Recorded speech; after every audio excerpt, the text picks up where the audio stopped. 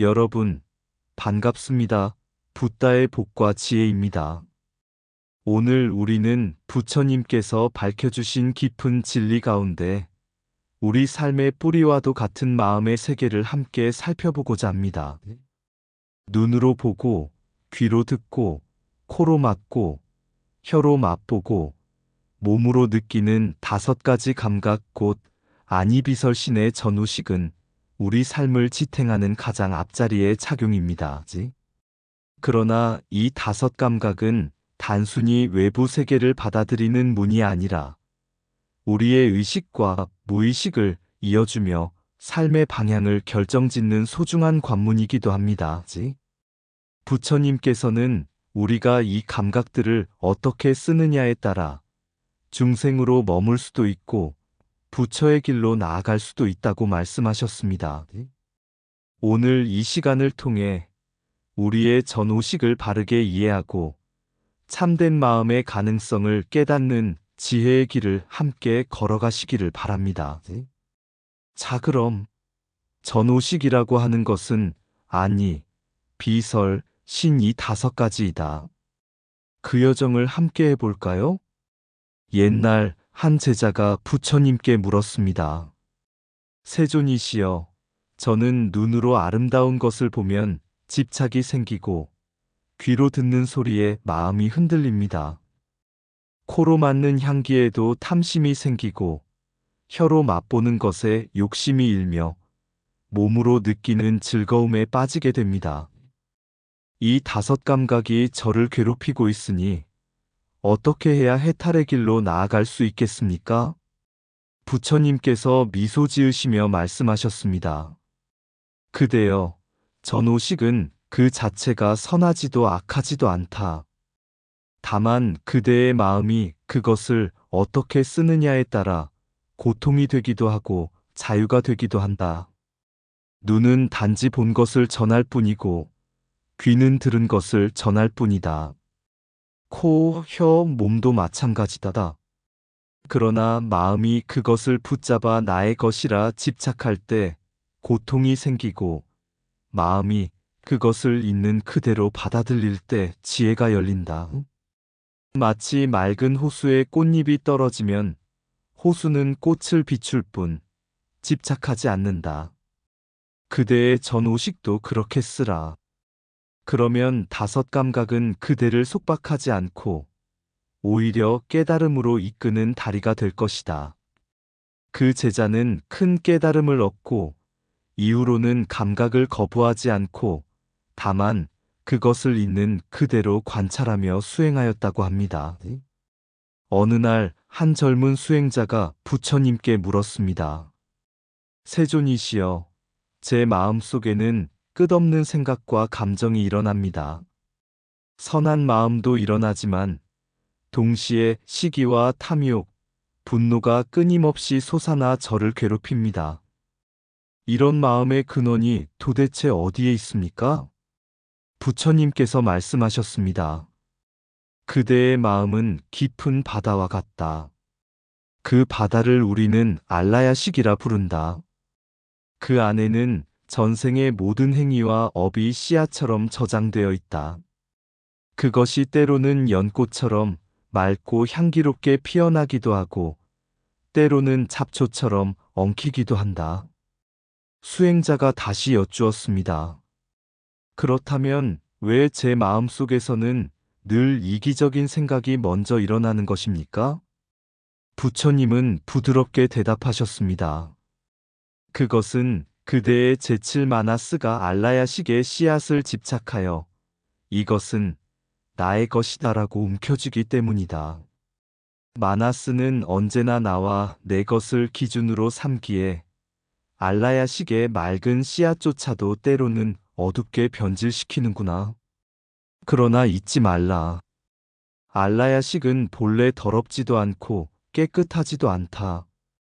그것은 단지 가능성의 바다일 뿐이다.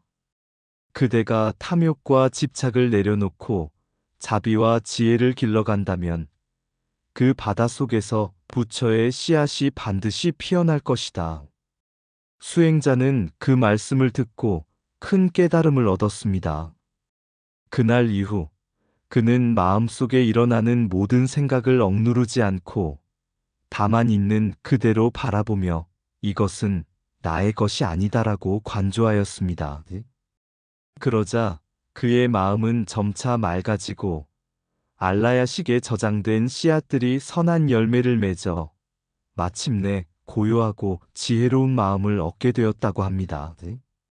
알라야식은 선도 악도 아니다.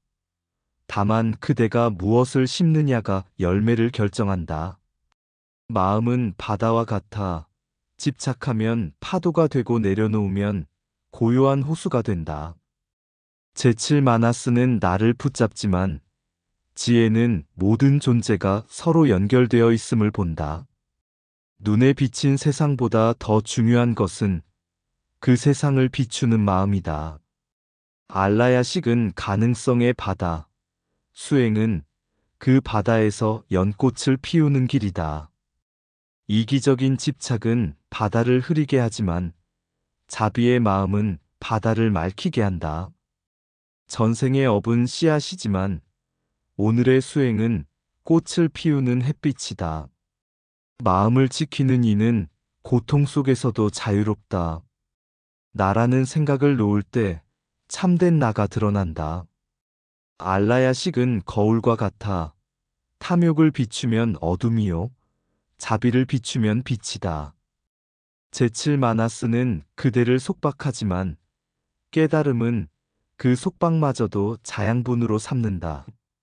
무의식의 바다를 두려워하지 말라. 그곳에 부처의 씨앗이 잠들어 있다.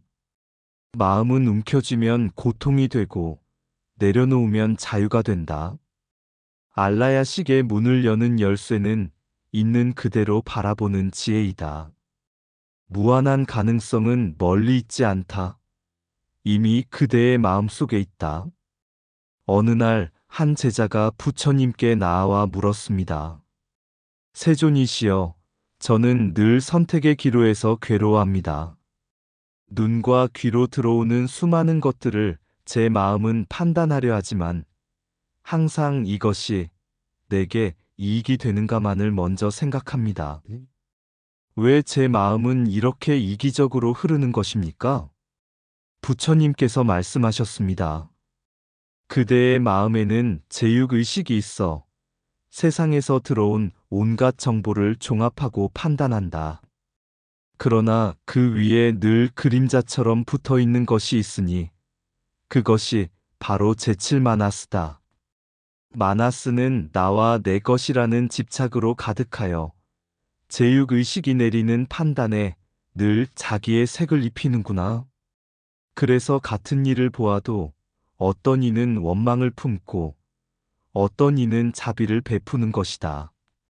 이는 의식과 무의식이 서로 얽히며 만들어내는 그대 마음의 작용일 뿐이다.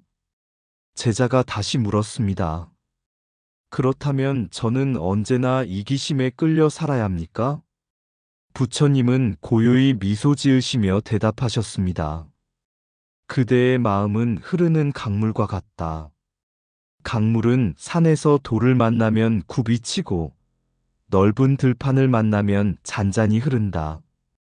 마나스의 집착은 돌과 같아 흐름을 굽이치게 하지만 강물 자체를 가둘 수는 없다. 그대가 지혜롭게 깨어 있을 때 제육의식은 마나스의 속삭임을 분별하여 자비와 연민의 방향으로 흐를 수 있다. 의식과 무의식은 둘이 아니니 그대가 집착을 내려놓으면 무의식의 깊은 곳에서도 맑은 샘물이 솟아난다. 제자는 그 말씀을 듣고 마음이 일어나는 그대로를 관찰하며 이 또한 지나가는 흐름이라 되새기게 되었다. 그때부터 그는 집착에 얽매이지 않고 차츰 자유롭고 자비로운 마음으로 살아가게 되었다고 한다. 제육의식은 판단하지만 제칠 마나스는 늘 나의 것이라 속삭인다. 의식은 순간을 비추고 무의식은 그 빛의 뿌리를 간직한다. 집착이 끼어든 판단은 지혜가 아니라 욕망의 그림자이다. 마음은 강물과 같아 돌이 있어도 결국 바다로 나아간다. 제칠 마나스의 집착을 분별하는 것이 곧 수행이다.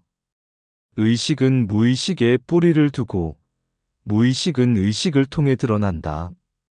이익인가 손해인가라는 생각은 집착의 울타리일 뿐이다. 지혜로운 이는 이익보다 진리를 먼저 바라본다.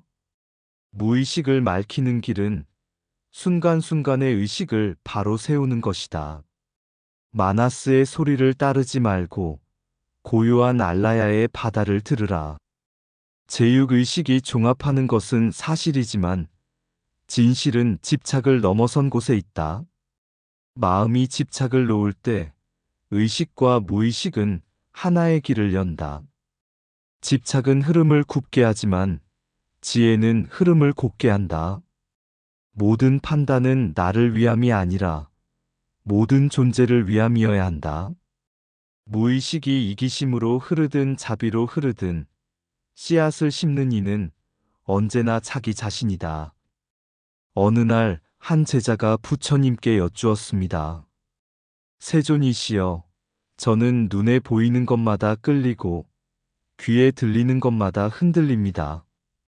코로 맡은 향기에 탐욕이 일고 혀로 맛본 것에 집착하며 몸으로 느낀 즐거움에 빠집니다. 이 다섯 감각이 제 삶을 흔들어 놓으니 어떻게 해야 자유로울 수 있습니까? 부처님께서 조용히 말씀하셨습니다. 그대가 말한 눈, 귀, 코, 여, 몸, 곧 전오식은 세상의 문과 같다. 이 문을 통해 세상의 빛과 소리, 향기와 맛, 감촉이 들어온다. 그러나 문은 단지 들어오는 길일 뿐, 그 길을 따라 어디로 가느냐는 그대의 선택에 달려 있다. 이 다섯 감각은 모두 제육의식에게 보고한다. 제육의식은 그것을 종합하여 판단하지만 그 위에 늘 그림자처럼 붙은 제칠마나스가 이것은 내게 유익하다, 이것은 손해다라고 속삭인다. 그러니 그대의 판단은 언제나 자기 이익을 먼저 따지게 되는 것이다. 그러나 그대여 기억하라. 다섯 감각은 속박이 되기도 하지만 수행의 길도 된다. 아름다운 꽃을 볼 때 탐심이 잃지 않고 무상함을 본다면 그대는 눈을 통해 지혜를 얻는다. 소리를 들을 때 집착하지 않고 자비의 말씀을 들으면 귀는 수행의 문이 된다. 이처럼 감각은 본래 선악이 없으나 그대의 마음이 어떻게 쓰느냐에 따라 고통이 되기도 하고 해탈의 길이 되기도 한다. 그 말씀을 들은 제자는 다섯 감각을 억누르려 하지 않고 있는 그대로 관찰하며 집착하지 않는 연습을 하였습니다. 그때 그는 비로소 감각이 괴로움의 원인이 아니라 깨달음으로 향하는 문이라는 것을 알게 되었다고 합니다. 다섯 감각은 세상의 문이고 그 문을 어떻게 쓰느냐가 해탈과 속박을 가른다. 눈은 단지 보고 귀는 단지 들을 뿐 집착하는 것은 마음이다. 감각은 죄가 없으나 집착은 괴로움의 뿌리이다. 제육의식은 종합하고 판단하지만 그 판단의 빛깔은 제칠마나스가 물들인다. 전오식은 진리를 가릴 수도 있고 진리로 이끌 수도 있다. 보이는 것을 붙잡지 않고 들리는 것을 집착하지 않으면 감각은 곧 수행의 길이다. 향기로운 꽃도 결국 시들지만 그 무상함을 본이는 지혜를 얻는다. 맛은 혀에서 사라지지만 그 집착은 마음에 남는다. 몸이 느끼는 즐거움은 잠시이나 집착은 오래 괴로움을 만든다. 제칠마나스는 늘 이익과 손해를 따지지만 자비는 모든 존재를 하나로 본다. 다섯 감각은 바람과 같아 지나가지만 붙잡을 때 고통의 폭풍이 된다. 감각을 거부하지 말고 그 흐름을 있는 그대로 보라. 그곳에 자유가 있다. 전오식이 모은 씨앗이 탐욕으로 자랄지, 지혜로 자랄지는 그대 마음에 달려 있다. 감각은 속박이 아니라 마음을 비추는 거울이다. 집착을 놓을 때 다섯 감각은 부처로 향하는 다섯 길이 된다. 부처님 당시 한 제자가 다섯 감각을 두려워하여 스스로 눈을 가리고 귀를 막으며 수행을 하고 있었습니다. 그는 말했습니다. 세존이시여, 눈은 욕망을 불러일으키고 귀는 혼란을 일으킵니다. 그러니 저는 차라리 감각을 닫아야만 해탈할 수 있다고 생각합니다. 부처님께서 그를 바라보며 말씀하셨습니다. 그대여, 감각은 죄가 없다. 눈은 단지 보고 귀는 단지 들을 뿐이다. 괴로움을 만드는 것은 감각이 아니라 그것을 붙잡아 나의 것이라 집착하는 마음이다. 다섯 감각은 속박의 사슬이 되기도 하고 깨달음의 다리가 되기도 한다. 눈으로 무상을 보라. 귀로 진리를 들으라. 코로 바람의 청정을 느끼고 혀로 감사의 맛을 배우며 몸으로 자비를 실천하라. 그러면 전오식은 그대를 속박하지 않고 부처의 길로 인도할 것이다. 그 제자는 눈물을 흘리며 깨달았습니다. 이제 저는 감각을 거부하지 않고 있는 그대로 관찰하며 자비의 길로 쓰겠습니다. 그날 이후 그는 다섯 감각을 수행의 도구로 삼아 번뇌 속에서도 자유롭고 지혜로운 삶을 살아가게 되었다고 합니다. 눈은 세상 빛을 보고 귀는 소리의 물결을 듣는다. 코는 향기와 냄새를 받아들이고 혀는 단맛과 쓴맛을 헤아리며 몸은 차고 더운 모든 감촉을 껴안는다. 이 다섯 문이 모여 제육의식의 거울 앞에 선다. 거울은 곧 제칠 마나스의 숨결에 흔들리고 그 뿌리는 깊은 바다, 제팔 알라야에 닿는다.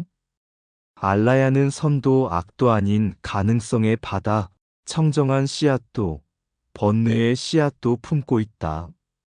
마나스는 그 씨앗을 쫓아 늘 나라는 그림자를 붙잡으려 한다. 그러나 부처님은 말씀하신다.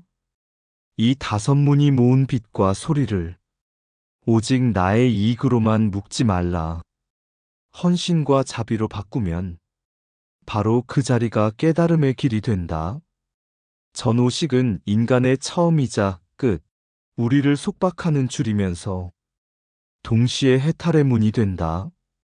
눈을 뜨되 집착하지 않고 귀를 열되 분별하지 않으며 몸과 마음을 고요히 비출 때 알라야의 깊은 바다는 부처의 광명으로 드러나리라. 이상 붓다의 복과 지혜였습니다. 오늘도 복지 구족한 날 되세요. 구독과 좋아요는 붓다의 복과 지혜를 밝히는 큰 자비의 등불이 됩니다.